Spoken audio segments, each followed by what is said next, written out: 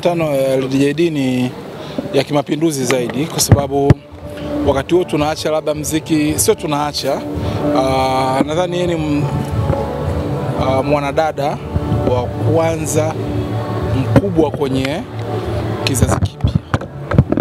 Kwa hiyo alileta mapinduzi makubwa sana kwa sababu baada wakati huo muziki ya bendi kulikuwa kuna wakina mama zetu tunawaheshimu wa zamani. LDJD alikuwa ni mwanamke wa kwanza wa muziki wa kizazi kipya.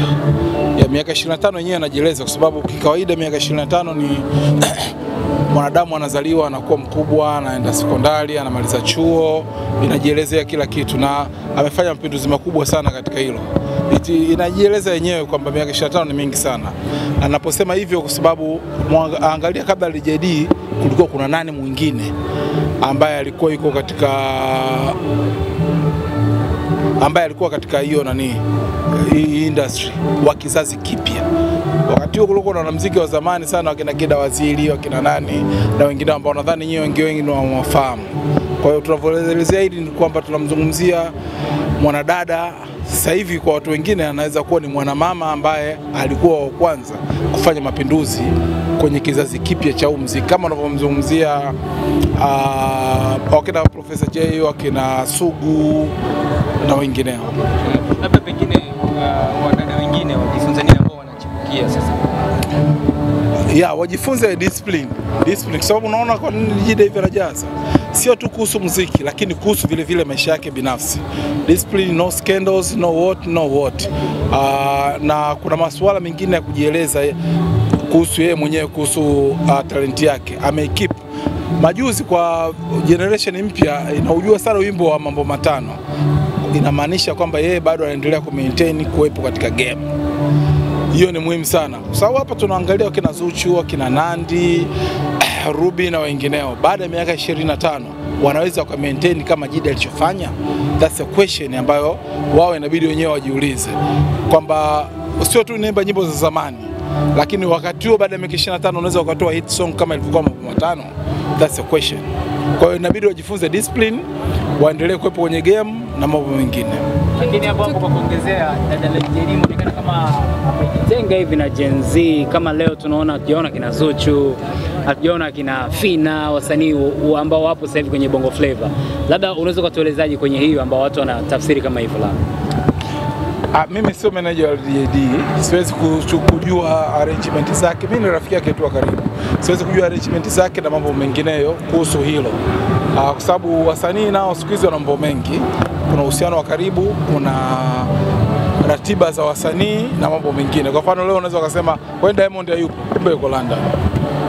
Sielewi kwa nini Alikiba hayupo, sijui kwa nini Harmonize, kumbe wana ratiba zao ambazo ni tofauti. Na mimi sijasimama hapa kama manager. Swala la mahusiano ni kwangu mimi siwezi kuelezea, lakini labda ukizungumza kwamba hana mahusiano mazuri na wasanii wa sasa hivi, I don't know, hilo silijui. Lakini labda kuhusu kushirikiana labda kwenye muziki, ameimba na Harmonize nadhani, sijui na msanii gani katika kizazi kipya. Lakini mimi hilo kusema kweli napenda nijitenge na hilo swali kwa sababu sijui kuhusu mahusiano yeye na wasanii wa sasa hivi. Edo, kama mkongwe lakini pia mtu ambaye ni wa karibu sana wa LDJD, unahisi nini hasa amekifanya kubaki kwenye picha ambayo yuko mpaka sasa hivi katikati ya wanaume? Tukitazama kuna wanaume wengi sana wameshindwa kusimamia ambapo LDJD yupo sasa hivi. Wengi wameshindwa kuendelea na muziki, wengine wamepotea kabisa, waliobaki ni wachache sana. LDJD yuko hapa, ameukutana na Gen Z lakini bado ana nafasi yake kwenye industry na jina lake bado liko pale pale. Unahisi nini hasa amekifanya? Nimetoka kuelezea hapa. Cha kwanza ni discipline yake mwenyewe binafsi, kuhusu maisha yake binafsi, kwa sababu kuna watu wengine ambao wanaharibiwa na maisha yao binafsi. Kwa mfano LDJD angekuwa anakula drugs, leo hii tungesimama hapa labda kuja hapa kufanya hiki kitu.